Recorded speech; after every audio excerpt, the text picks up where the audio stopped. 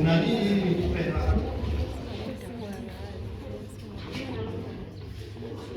Mimi na mimi naye. Una mwingine? Na Anania sio mimi ni mimi. Wewe nini nikupe? Una kitu kujifunza? Anania nijifunza sana. Una tunarudi mfukoni, kumbe hamna kitu. Haleluya. Ilikuwa ni mtego. Ilikuwa ni mtego wa mwalimu. Mmesema mnataka hela, kuna nini sasa?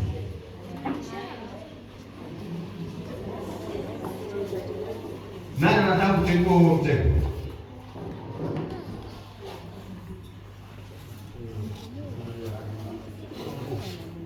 Ili utoe upate hela lazima uwe na kitu unachouza. Wewe pigia mwalimu makofi matatu wewe. Unakuwa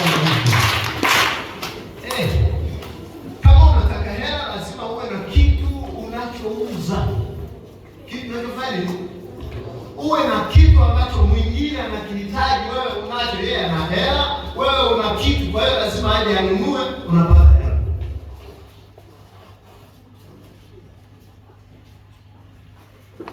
Ndio maana nimekwambia hivi, wewe ni biashara.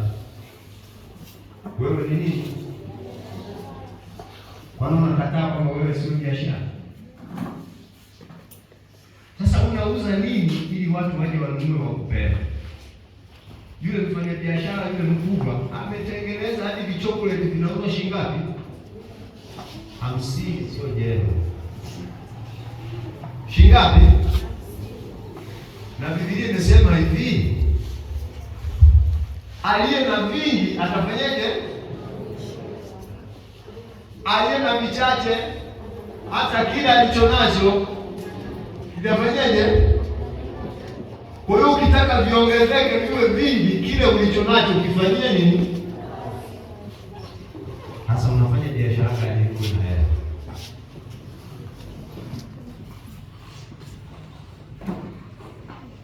Watu wanahitaji nini mama? Walipo watu wanaenda. Walipo watu wana nini? Wanaenda. Yaani wote hapa. Ni wote hapa hawezi mkaniambia ni hamna hela hapa mfukoni. Nipige mnada.